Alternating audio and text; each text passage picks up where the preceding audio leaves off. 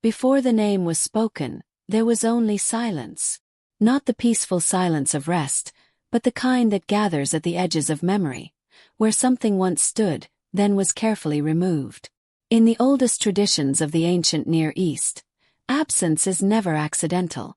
What is missing often signals fear, conflict, or a truth too unstable to preserve. Lilith begins there. Not as a demon, not as a temptress, not even as a woman, but as a gap in the story of creation itself, a faint distortion in a myth meant to appear seamless.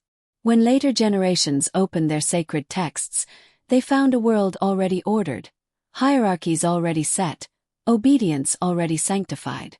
Yet beneath that order lay the trace of something unresolved, something quietly erased. The earliest creation narratives are spare, almost restrained. They speak of dust and breath, of a world spoken into form by divine command. Humanity appears not as a question, but as a conclusion. And yet, in the oldest versions, there is a subtle imbalance, a doubling that hints at an earlier complexity. A man formed from earth. And, in some traditions, another presence formed the same way. The texts do not dwell on her. They move past her quickly, as though lingering might fracture the fragile symmetry of the tale. This omission would echo for centuries. For in myth, silence is never empty. It is deliberate. It is curated. Long before Lilith acquired a name, she existed as a possibility, a version of humanity that did not fit comfortably into the emerging moral architecture of the world.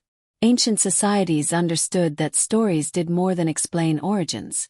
They taught people how to live, how to submit, how to survive within the boundaries of belief. Anything that threatened those boundaries had to be reshaped, relocated, or forgotten. And so, she was not destroyed. She was excluded. Across Mesopotamia, long before biblical tradition hardened into scripture, the night was already alive with female spirits, beings of wind and illness, fertility and danger. The Lilitu were not yet villains but forces, uncontained, ambiguous.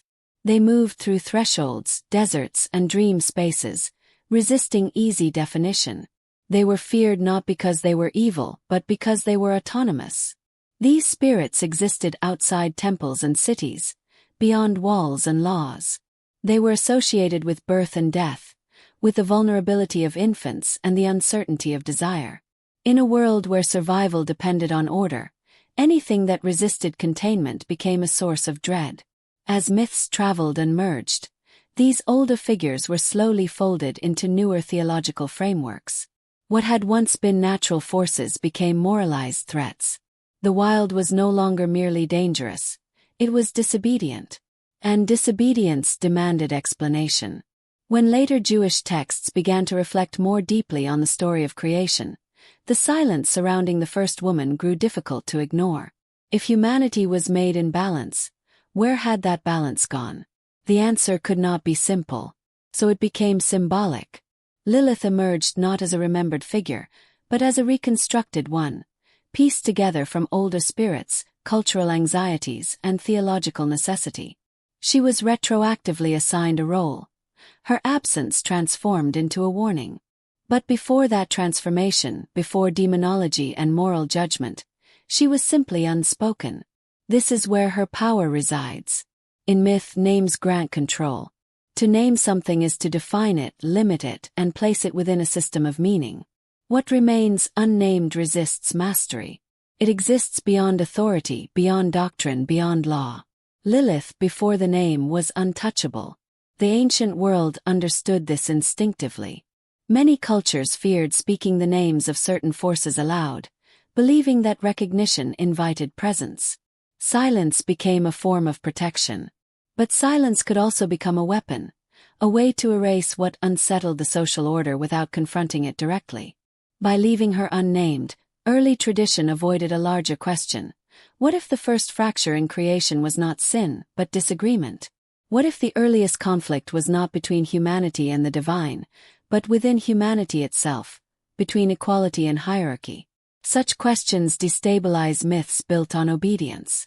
So the story moved forward without her. Eve appears later, formed not from the same dust, but from Adam's body. The symmetry is gone. The hierarchy is clear. The narrative is safer. What came before is forgotten, except for the faint echo of something unresolved.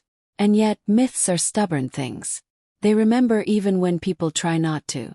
In marginal texts, in folklore whispered rather than written, the shadow returns. A woman who would not submit. A presence associated with the night. A figure blamed for the dangers that lurked beyond human control. The silence slowly fills with fear. But fear is a later development. At the beginning, before condemnation, before exile, before demonization, Lilith represents an idea too early societies were not ready to articulate, that creation itself may have contained resistance. That autonomy was present from the first breath. That the universe did not begin in perfect harmony, but in tension. This is why the earliest myths hesitate. They sense the danger of the thought. Anthropologically, this pattern is familiar.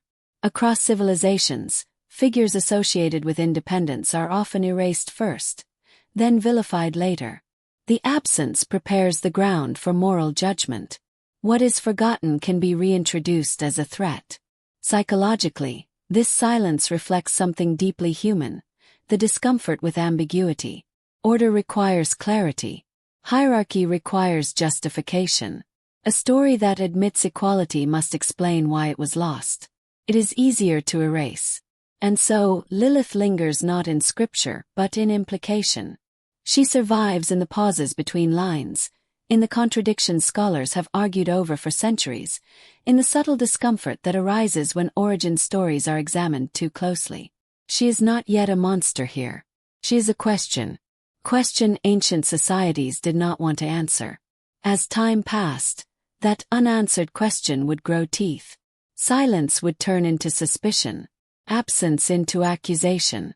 What could not be explained would be transformed into something that could be feared. But that comes later. For now, in this first shadow of myth, Lilith exists only as a trace, a reminder that the earliest stories of humanity were not as settled as they appear. That beneath the polished surface of creation lies an older, rougher truth. One that begins not with a scream, not with rebellion, but with quiet omission. And in that omission, the myth reveals itself. Because what a civilization chooses not to name often tells us more than what it proclaims. In the oldest echoes of creation, before hierarchy hardened into law, the human form was imagined as singular and whole. Earth and breath, clay and wind. From this union came life. Not divided, not ranked, not yet instructed on how to kneel. It is here, in this fragile moment of balance, that the name Lilith first begins to surface. Not in scripture's main body, but in its fractures. Later tradition would insist that the first woman emerged from Adam's rib, a derivative act that encoded order into anatomy itself. But older interpretations whisper something different. They suggest that humanity began as two figures shaped from the same soil, animated by the same breath, standing on equal ground beneath an unmeasured sky.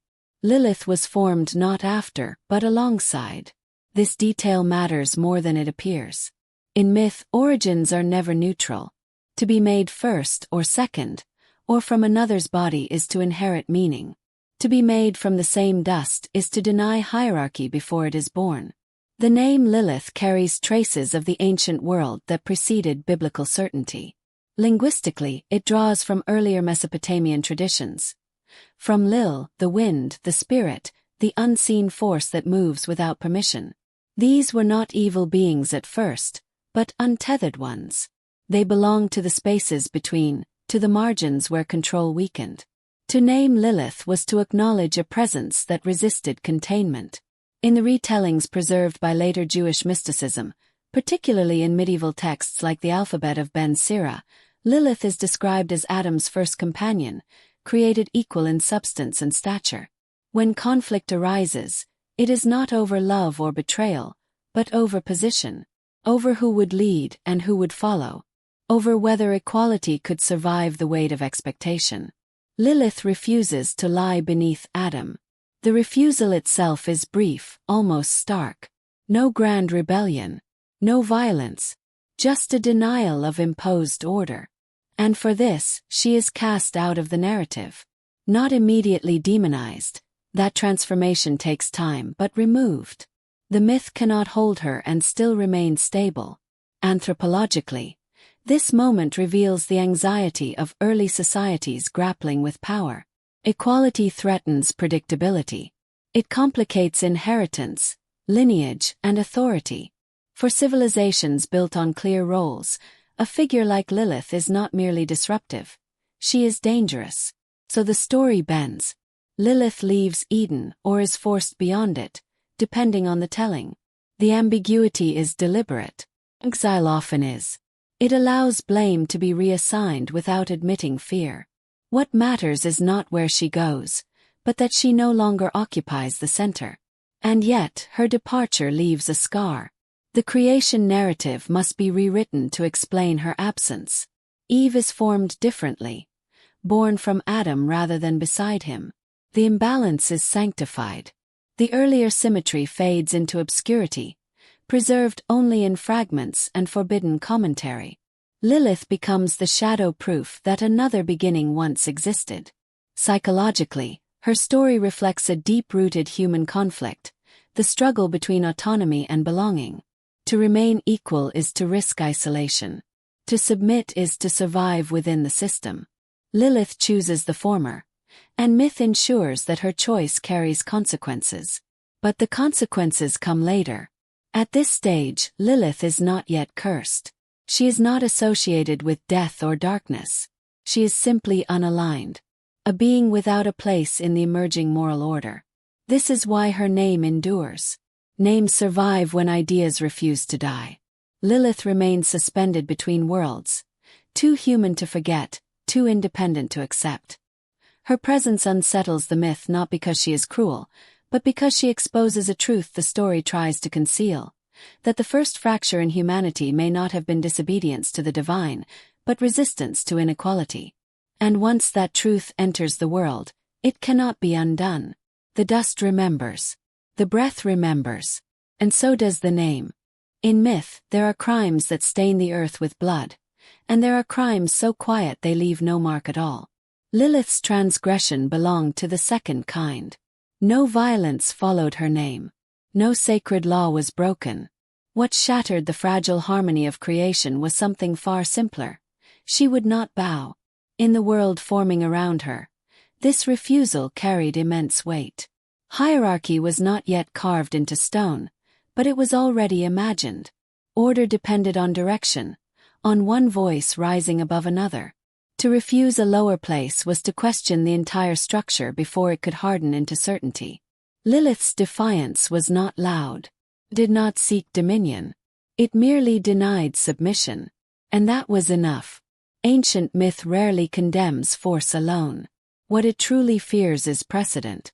If one being could reject her assigned position, others might follow. The act itself mattered less than what it represented. The possibility that obedience was not natural, but enforced. Lilith's refusal exposed hierarchy as a choice rather than a divine inevitability. In later retellings, the conflict is reduced to posture and position, as though the argument were physical rather than philosophical. But beneath the surface lies a deeper anxiety. This was not about where bodies rested, but about who defined meaning. Who spoke first? Who yielded? Who was allowed to say no? Lilith said no. Psychologically, this moment represents the earliest articulation of selfhood. To refuse is to recognize oneself as separate, as possessing will distinct from expectation. In early societies, such recognition was dangerous. Community survival depended on conformity. Individual desire had to be restrained, especially when voiced by those without institutional power. Myth absorbs this fear and transforms it into moral failure. Lilith's refusal becomes arrogance. Her equality becomes pride. Her autonomy becomes rebellion. Language reshapes the event, draining it of nuance and filling it with judgment. What began as resistance is reframed as threat. And so, she must be removed. But removal alone is not enough. The story requires justification. A reason must be given for why equality cannot endure. Lilith's refusal supplies it. The myth quietly teaches that harmony demands hierarchy, and hierarchy demands submission. Anthropologically, this pattern appears again and again. Figures who challenge social roles are not erased immediately. First, they are reinterpreted, their motives simplified, their actions stripped of context. Over time, memory hardens into caricature. Lilith stands at the beginning of this process. At this stage, she is not yet demonized, but she is already isolated. She becomes singular, the one who would not comply. Singularity is dangerous in myth. It invites mythic punishment. Her refusal fractures Eden not through chaos, but through clarity. Once the question of equality is raised, it cannot be unanswered. The garden, once imagined as a place of effortless order, now contains tension. Eden becomes conditional, and conditions require enforcement. Later traditions would claim that Lilith spoke a sacred name and fled, as though knowledge itself were her weapon. Whether literal or symbolic, the meaning is clear. She possesses awareness that cannot be controlled. Knowledge paired with refusal is intolerable to systems built on obedience. So the myth pushes her outward. The world beyond Eden becomes her domain, a space defined not by law, but by uncertainty. Wilderness, night, wind. These are not merely settings, but metaphors for life outside structure. Lilith does not rule these spaces. She is associated with them because they mirror her condition, uncontained, unsanctioned, unresolved. From this moment onward, Lilith is no longer just a figure in a creation story. She becomes a problem the myth must manage. The refusal to bow lingers long after the event itself fades. It echoes through later demonologies, through warnings whispered to children, through rituals meant to protect against her imagined return. The original act is buried beneath layers of fear, but its core remains intact. She would not submit. And in that refusal, myth reveals its deepest insecurity. Because a world that must punish defiance reveals how fragile its authority truly is. Lilith does not destroy order. She merely exposes how easily it can be questioned. The garden survives without her. But it is never whole again. In ancient belief, language was never a passive tool. Words carried weight, breath carried force, and names were thought to touch the structure of reality itself. To speak was to act. To know a name was to approach power. And in the story of Lilith, it is not violence that breaks Eden's fragile calm, but speech. Later traditions claim that Lilith uttered a sacred name and, in doing so, freed herself from the garden's boundaries. Whether this moment is read as literal or symbolic matters less than what it reveals. Knowledge, once possessed by those not meant to wield it, becomes a threat. Language, when spoken without permission, destabilizes order. The divine name, in ancient Near Eastern thought, was not merely a label. It was essence. To know it was to recognize the underlying structure of creation. Priests guarded names. Kings invoked them cautiously. Ordinary people feared their misuse. To speak such a name outside sanctioned ritual was to cross an invisible boundary. Lilith crosses it deliberately. Her speech is not a spell of destruction, but an act of recognition. By naming, she asserts awareness. By speaking, she refuses silence. The myth does not linger on the words themselves, because the words are less important than the act of speaking them. It is the assertion of voice that shatters Eden's illusion of harmony. Anthropologically, this reflects a recurring pattern in human history. Those denied authority are often denied language. Their silence is mistaken for consent. When they speak, the act is framed as transgression rather than expression. Myth encodes this tension, transforming voice into danger. In Lilith's case, speech becomes escape. The garden was never merely a place of beauty. It was a system, enclosed, regulated, defined by boundaries that could not be crossed without consequence. To speak the name is to reveal that those boundaries are not absolute. Eden, once thought perfect, is exposed as conditional. And conditions are fragile. Psychologically, the fear of forbidden speech reveals an anxiety about awareness itself. Knowledge erodes innocence. Once a being understands the structure imposed upon them, compliance becomes a choice rather than a default. The myth reacts by assigning blame not to the structure, but to the one who recognized it. Lilith's voice is reframed as arrogance. Her knowledge as theft. Her escape as corruption. The story shifts responsibility away from the system that required silence and toward the figure who broke it. From this moment on, speech becomes her defining trait. She is remembered not for what she endured, but for what she said. Language follows her into exile, transforming her name into a warning whispered at night. What began as liberation becomes, in memory, contamination. The irony is deliberate. Eden is not shattered by chaos, but by comprehension. Words do not destroy the garden. They reveal its limits. Lilith's speech exposes that paradise demands silence to survive. In many ancient cultures, women's voices were closely regulated, associated with disorder if raised beyond accepted bounds. Lilith's story carries this anxiety forward, embedding it in mythic time. Her punishment is not death, but narrative transformation. She becomes the embodiment of dangerous speech, the voice that should have remained unheard. Yet the myth cannot fully erase her words. They linger in the margins of tradition, in mystical texts and whispered folklore. The idea that speaking can free you, even at great cost, survives long after the garden fades from view.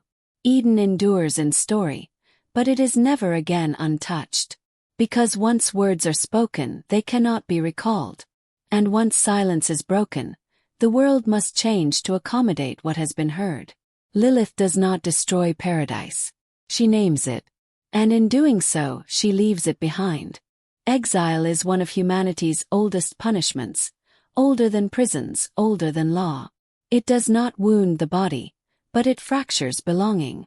To be cast out is to lose the protection of the known world and step into spaces where order dissolves. When Lilith leaves the garden, the myth does not describe a chase or a struggle. It simply records a separation, quiet, irreversible. The garden remains behind her, enclosed and intact. What changes is who is allowed to remain within it. In later traditions, Lilith's departure is framed as abandonment, as though she willingly chose desolation over harmony. But exile in myth is rarely a choice freely made. It is a narrative tool that reassigns responsibility. By portraying departure as defiance, the system absolves itself of the need to confront what made staying impossible.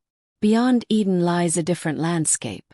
Not merely wilderness, but uncertainty itself. Deserts, wastelands, and shorelines fill the symbolic geography of exile across ancient cultures. These are threshold spaces, neither ordered nor chaotic, but unresolved. They exist outside protection and beyond judgment, mirroring the condition of those cast into them. Lilith becomes associated with these margins. Anthropologically, exile marks the boundary between the human and the dangerous other. Communities define themselves by who they exclude.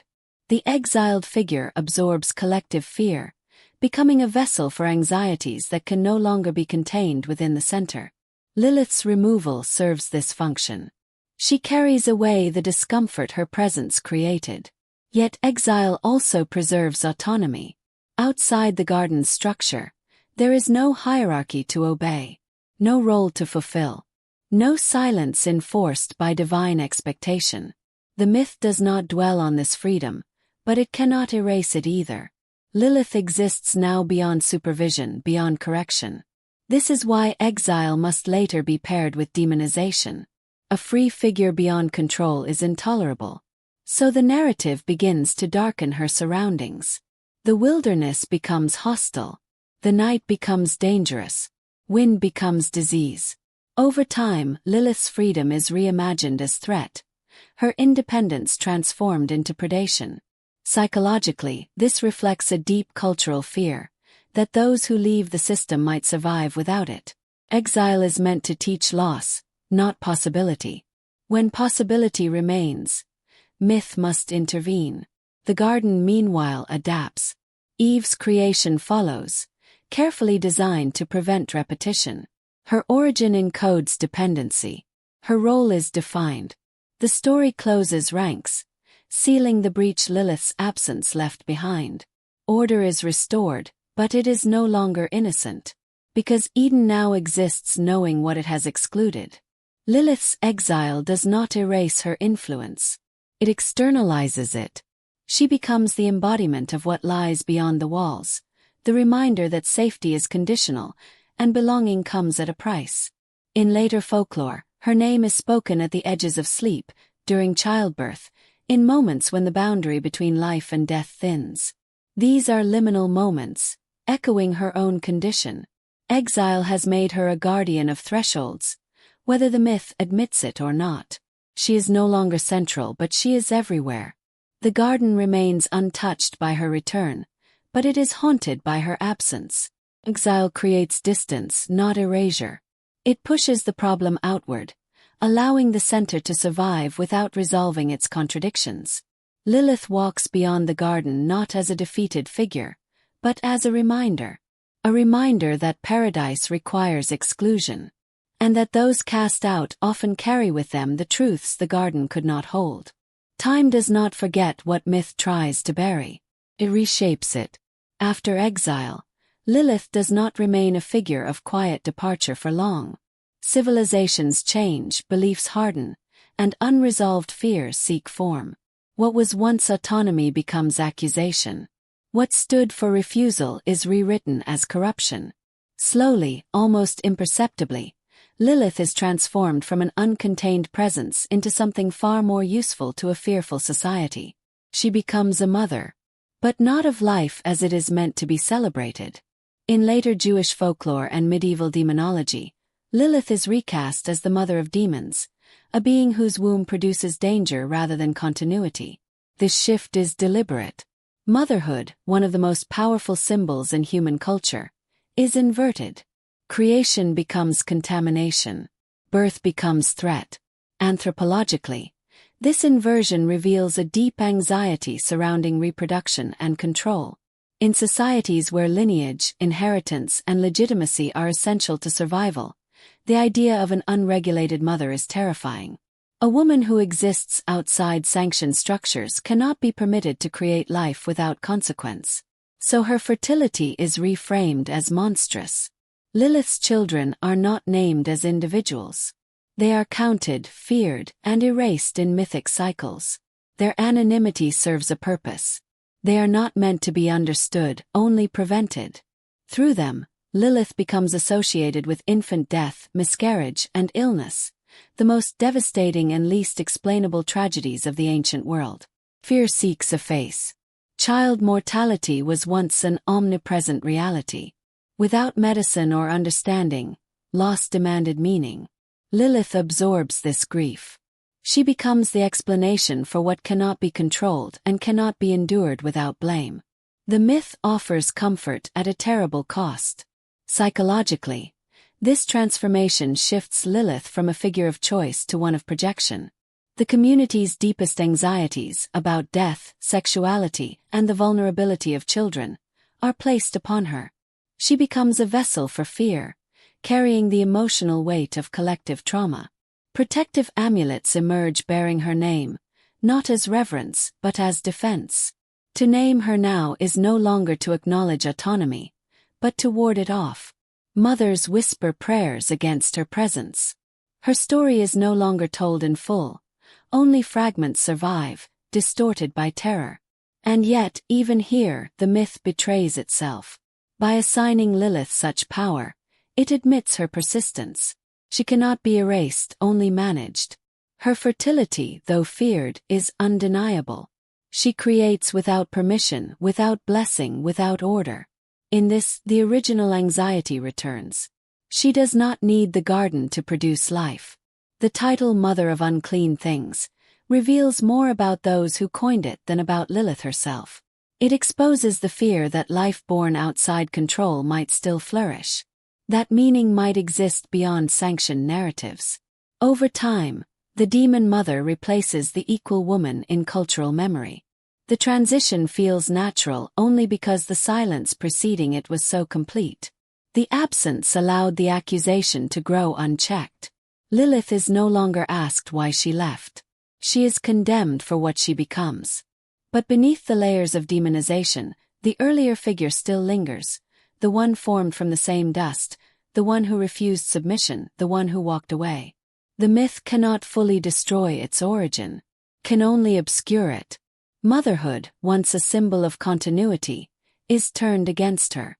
And in doing so, the story reveals its deepest fear, not of demons, but of creation that answers to no authority. Lilith endures as a warning, not of evil, but of power that cannot be governed. When fear lingers long enough, it seeks permanence. It hardens into law, sanctifies itself through ritual, and disguises anxiety as divine instruction. What begins in folklore eventually finds its way into theology. Lilith's transformation is completed not by storytellers alone, but by scribes, scholars, and systems that required fear to be made sacred. This is where belief becomes architecture.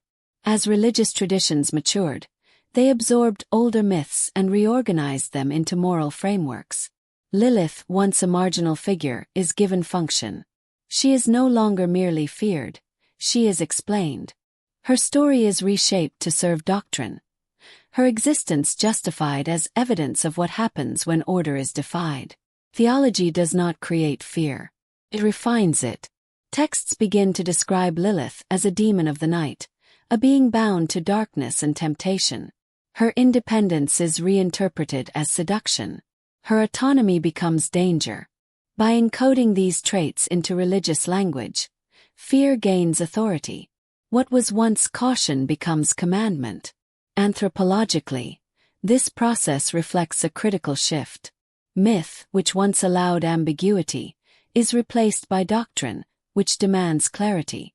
The uncertain figure must be categorized. Lilith is placed firmly on the wrong side of the moral divide.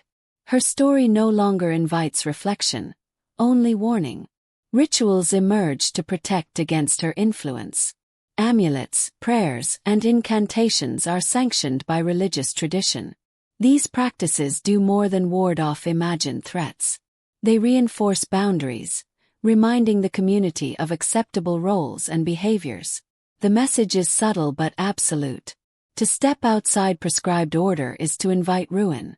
Psychologically, this marks the internalization of fear. Lilith no longer needs to appear for her power to be felt. Her story is enough. The idea of her becomes a tool of self-regulation, shaping behavior through anticipation of punishment rather than understanding. Theology transforms myth into memory with intent. Lilith is no longer a question. She is an answer, one that explains suffering, deviation, and loss. Her presence in religious thought provides closure, even if that closure is built on distortion. Yet this sanctification carries a contradiction. By preserving Lilith within theology, belief systems acknowledge her permanence. She cannot be erased without leaving gaps in the moral structure. Fear must be continually reinforced, retold, and renewed. Her story must be kept alive to remain effective. This is why Lilith appears in margins rather than central doctrine. She exists at the edges of faith, where doubt and discipline intersect. Too visible and she invites sympathy. Too hidden, and her warning loses force. So she is carefully placed. The demon of disobedience. The embodiment of forbidden autonomy. The theological construction of Lilith reveals how belief systems respond to threats not by resolving them, but by enclosing them within sacred narrative. Fear is not eliminated. It is legitimized. And in this legitimacy, fear becomes tradition. Lilith's independence is no longer debated. It is condemned. Her exile is no longer tragic. It is necessary. Theology seals her fate not as a victim of imbalance, but as proof that imbalance must be punished. Yet beneath the prayers and prohibitions, the original anxiety remains unresolved. Because theology can declare order sacred, but it cannot erase the fact that the order was chosen. And Lilith stands as the memory of that choice, a reminder that belief often grows not from truth alone, but from the careful preservation of fear. Choice is one of the most dangerous ideas a civilization can confront. It implies alternatives, and alternatives threaten continuity. For societies built on fixed roles and inherited order, the suggestion that one might choose differently undermines the very logic of obedience. Lilith's story evolves to confront this danger directly. Her autonomy is no longer framed as resistance. It becomes corruption. As her myth passes through centuries of retelling, the focus shifts away from what she did and toward what she represents. Lilith becomes the embodiment of choice itself, and choice, when exercised outside sanctioned boundaries, must be made frightening. The narrative teaches not through reason, but through consequence. To choose is to fall. Anthropologically, demonization often follows when explanation fails. When a behavior cannot be integrated into social norms, it is recast as moral threat. Lilith's refusal to submit becomes evidence of inner rot rather than conscious will. Her departure from the garden is no longer a response to injustice, but a descent into darkness. The story simplifies. Complex motives are stripped away, replaced by symbols easy to fear. Lilith is associated with seduction, danger, and temptation, forces that lure others into choosing wrongly. Through her, choice itself becomes suspect. The safest path is no longer understanding but compliance. Psychologically, this reframing serves a clear purpose. It discourages introspection. If disobedience is demonic, there is no need to ask why it occurred. The system remains unexamined. Responsibility shifts away from structure and onto the individual who deviates. Lilith becomes a cautionary figure, not because she harms directly, but because she reminds others that alternatives exist. Her presence suggests that obedience is not instinctive, but learned. That submission requires reinforcement. Fear provides that reinforcement. Stories warn that those who choose independence will lose protection, belonging, and identity. They will be cast into isolation, associated with darkness, and remembered only as threats. Lilith's transformation delivers this message with mythic force. Yet the demonization of choice reveals a deeper insecurity. If choice were truly unnatural, it would not need to be feared. The intensity of Lilith's condemnation suggests how fragile the system is beneath its certainty. A single refusal destabilizes generations of belief. Even as she is demonized, Lilith retains her power. She continues to appear in dreams, folklore, and forbidden texts. Her name survives because it carries meaning the official narrative cannot fully suppress. People fear her because part of them recognizes her. She is not merely the demon who chose wrongly. She is the proof that choosing was always possible. The myth cannot allow this truth to stand unchallenged. So Lilith is pushed further into darkness, her image sharpened, her story simplified. Choice is no longer framed as a human capacity, but as a temptation introduced from outside. Evil not agency. But myths betray their intentions. In trying to erase the legitimacy of choice, they preserve its memory. Lilith's story continues to ask what the narrative tries to silence. What if the real danger was not the choice itself, but the fear of those who could not control it? Lilith endures as the demonization of choice because choice remains humanity's most unsettling power, and the one thing belief systems can never fully extinguish. As theology hardened and doctrine tightened its grip, Lilith slipped from the realm of scripture into something far older and more intimate: daily fear. She no longer belonged only to scholars or mystics. She entered homes at night, hovered near cradles, and lingered in the spaces where life was most fragile. This is where myth becomes lived experience. In the ancient world, night was not merely darkness. It was uncertainty made visible. Without light, boundaries dissolved. Sounds carried without source. The wind itself seemed alive, moving unseen through doorways and dreams. Lilith, whose name still echoed with the breath of wind, became inseparable from this fear. Mothers whispered prayers before sleep. Not in defiance, but in desperation. Infant mortality haunted every household. Children were born into a world where survival was never guaranteed, and loss arrived without explanation. In this fragile space, Lilith took shape as a presence that could be named. Naming transformed chaos into something almost manageable. Anthropologically, this reflects a universal pattern. Societies facing uncontrollable tragedy personify it. By giving grief a face, people gain the illusion of defense. Amulets inscribed with divine names, protective symbols hung above beds, ritual phrases repeated at dusk. These acts did not banish fear, but they made it bearable. Lilith became the reason vigilance was required. She was said to ride the night winds, slipping through cracks and thresholds. She targeted infants not because she was cruel, but because they represented vulnerability itself. The myth projects terror outward, sparing parents from confronting a more devastating truth, that loss can occur without cause. Psychologically, Lilith's presence in the nursery reveals the human need to believe suffering has intention.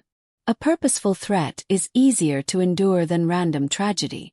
The story does not heal grief, but it gives it shape. Cradle charms bearing angelic names and protective incantations did more than ward off evil. They reaffirmed belonging. They reminded families that they were not alone against the night. Lilith, paradoxically, strengthened communal bonds by embodying what the community feared together. Her image here is distant from the defiant figure of creation. She is no longer an equal or a rebel. She is a whisper, a shadow passing over the sleeping child. Yet even in this diminished form, traces of the earlier Lilith remain. She moves freely. She cannot be contained by walls or laws. She exists where control ends. The night still belongs to her because it belongs to no one. The myth does not question why she preys on the vulnerable. It simply accepts that vulnerability invites danger. This acceptance reveals more about human fear than about Lilith herself. The night winds and cradle charms speak to a world desperate for order in the face of loss. Lilith becomes the guardian of that fear, carrying it so others can endure. She is invoked not in hatred, but in trembling hope that naming the threat will keep it at bay. And so, Lilith lives on in whispered rituals and protective signs, not as a distant demon, but as a constant reminder of how thin the boundary between safety and sorrow has always been. In the quiet hours before dawn, when the world holds its breath, her presence is felt not as evil, but as uncertainty itself, moving through the night, unanswered and unseen. Even when texts sought to remove her, Lilith refused to vanish.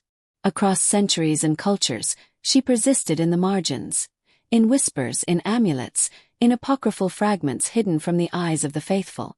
The official record, polished and sanctioned, might erase her, but memory does not yield so easily.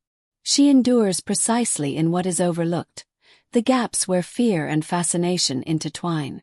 Her erasure is deliberate.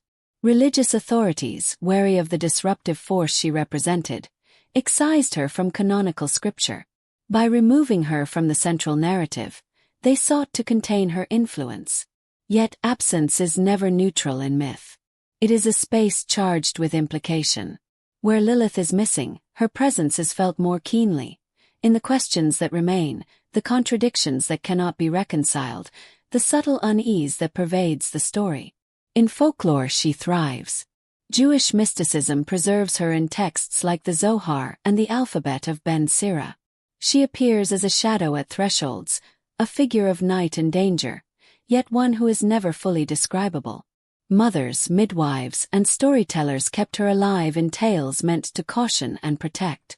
Across generations, Lilith became a name to be invoked quietly, not in reverence, but in vigilance. She embodies a fear too profound to be confined by doctrine, a reminder that some forces resist control. Anthropologically, her persistence illustrates a crucial truth about myth. Stories cannot be wholly erased. They adapt, they shift, and they endure in forms unexpected. When a society attempts to suppress a figure, the figure transforms, migrating from the pages of law into ritual, from scripture into superstition. Lilith inhabits every space deemed dangerous, liminal, or forbidden: the night, the cradle, the wilderness. In these spaces, she maintains power precisely because the world cannot define or control her. Her survival also speaks to the human psyche. Fear, once embedded, cannot be removed by decree. To erase Lilith from scripture was to deny her. Yet the mind seeks closure, explanation, and meaning. She is everywhere because the need for narrative balance persists. If a society experiences uncertainty, illness, or loss, Lilith emerges as a figure to embody those anxieties. She is projection and placeholder, warning and explanation, punishment and caution, all in one. Even in modern interpretations, she endures. Feminist readings reclaim her as a symbol of independence.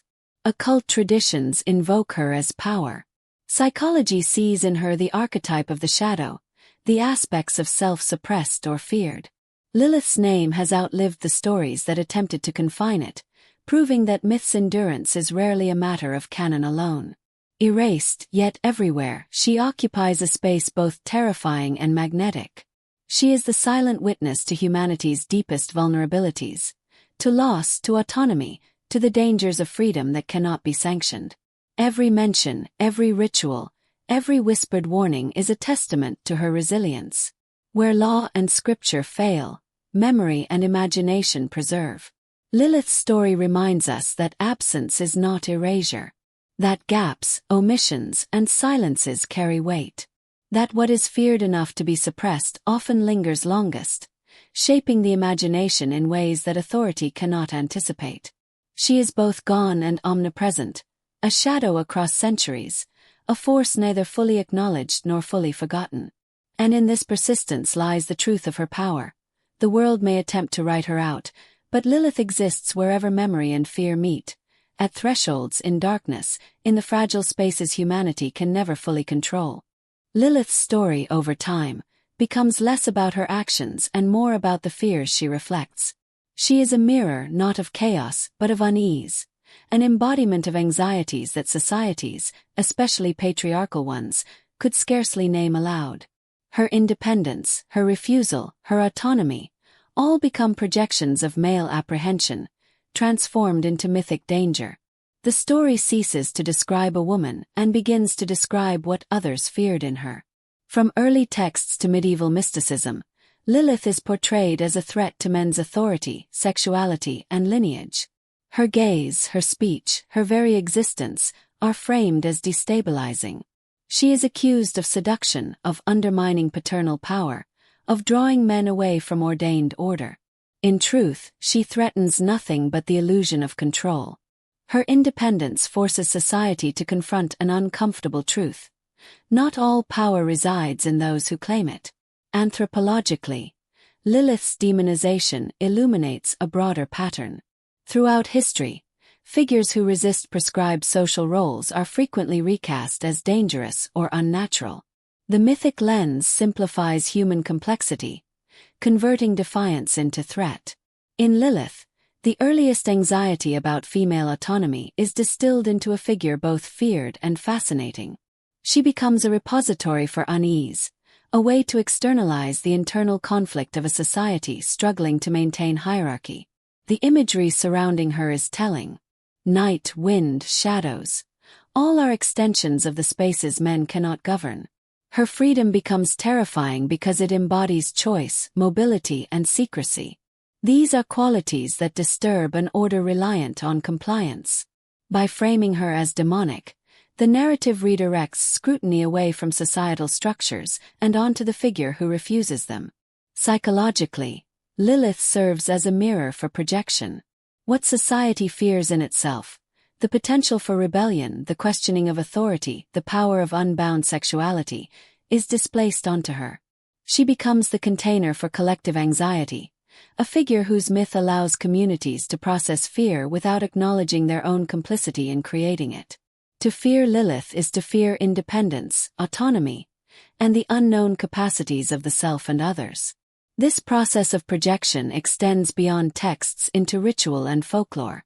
Protective charms, incantations, and prayers aimed at Lilith function as mechanisms of control, not merely defense.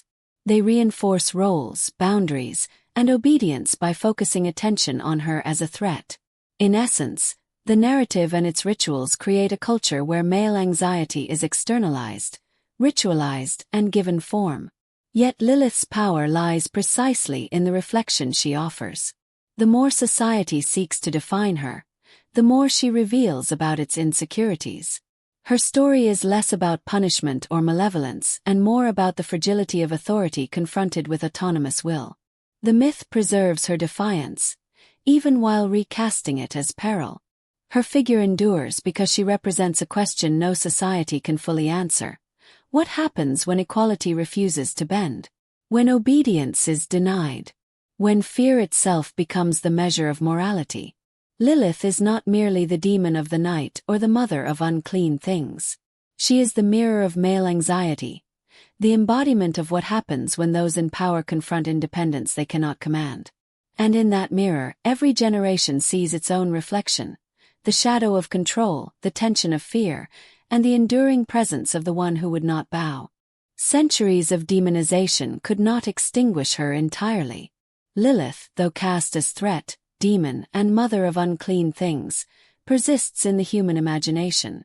In every shadow, in every liminal space, she endures, a figure simultaneously feared and revered. And now, in the modern gaze, she is being reclaimed, not as a cautionary tale, but as a symbol of autonomy, defiance, and selfhood. The transformation begins with perspective. Feminist interpretations see in Lilith a figure unjustly punished for her independence. Where tradition read rebellion as sin, these readings see assertion as courage. Where myth describes seduction, modern thought sees self-possession. Lilith, once erased and condemned, is resurrected in narratives that honor what she represented before fear and doctrine distorted her. She emerges as a shadow of empowerment. Her story is not sanitized, nor entirely unburdened by the legacy of her demonization. But it is reframed to highlight resilience rather than transgression. In the margins where she was whispered about, scholars, writers, and artists now place her center stage, exploring what it means to inhabit a world that seeks to control choice, voice, and freedom. Anthropologically, this reclamation mirrors the processes of culture itself. Myths evolve with the societies that tell them. Figures once feared can become symbols of resistance. The demonized may return as icons of power, wisdom, or liberation. Lilith is living proof that the human imagination, even when shaped by fear, can recover the truths it once suppressed. Psychologically, reclaiming Lilith allows reflection on the cost of societal control. Her myth embodies the tensions between autonomy and authority, between desire and expectation, between the individual and the collective.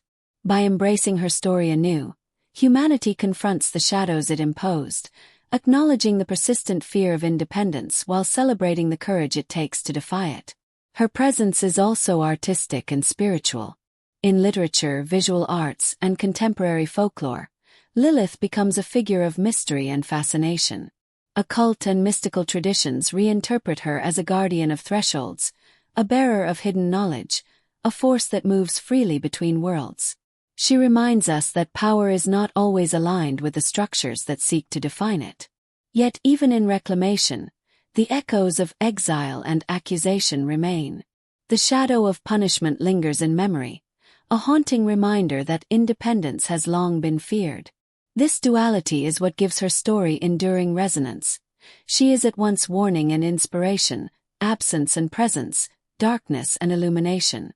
Lilith's myth, once defined by what she was forbidden to be, now expands to encompass what she always represented: choice, equality, and the refusal to submit to arbitrary authority. The garden that cast her out cannot contain her in memory, in imagination, or in modern reinterpretation. She moves freely once more, not bound by decree or doctrine, but by the power of stories that endure, transform, and reclaim. And in that reclamation, Lilith reminds us that the shadows we fear may in fact be the keys to understanding, not our enemies, but the parts of ourselves that refuse to be silenced. Every story ends, but some names endure beyond conclusion. Lilith is one of them. From the silent absence of creation myths to whispered warnings at night, from amulets hung above cradles to mystical texts hidden from sight, her name has persisted, a thread woven through centuries of fear, fascination, and reflection. It is a name that carries weight because it is never neutral. It evokes rebellion, autonomy, and the dangerous beauty of choice. Even when the world tried to erase her, her memory refused extinction. Exile, demonization, and projection could alter the details, but they could not sever her presence entirely. Across time and cultures, Lilith adapts. She becomes whatever her observers fear most. A shadow of night, a mother of unclean things, a seductress, a teacher. Each reinterpretation preserves the core of her essence, independence beyond control. Anthropologically, Lilith's persistence is a testament to the human need to remember figures who disrupt order. Myths are never simply entertainment. They encode anxieties, desires, and questions societies are reluctant to face. By keeping her alive in story and ritual, humanity preserves a reflection of itself, the part that resists limitation, that refuses to submit to authority, that chooses to act according to its own will. Psychologically, the endurance of her name reveals how power works in the imagination. Fear cannot obliterate autonomy, and stories cannot destroy what continues to resonate with human experience. Lilith embodies the tension between obedience and freedom, conformity and self-determination. Every retelling, whether in cautionary folklore or modern reinterpretation, reinforces her as a mirror for what civilization struggles to contain. Her name survives not only in myth, but in memory and culture. In mystical texts, she is invoked at thresholds. In feminist discourse, she is celebrated as an icon of defiance. In art and literature, she remains a haunting figure whose presence provokes reflection. She is at once a warning and a promise, a symbol of the cost of obedience and the power of resistance. And perhaps that is why she endures. Because Lilith is not merely a character to be feared. She is an idea that cannot be silenced. A question that demands consideration. A shadow that reminds us of what it means to assert oneself against a world determined to define the limits of choice. Her story began in absence, in silence, in a gap where the first human myth hesitated. And now, millennia later, it continues, shaping thought, inspiring courage, and haunting imagination. Lilith's name never dies. It moves across time as both presence and shadow, teaching the generations that follow what it means to refuse, to assert, and to endure. Because in the end, legends fade, myths are rewritten, and empires crumble. But names that embody defiance, names like Lilith, remain eternal.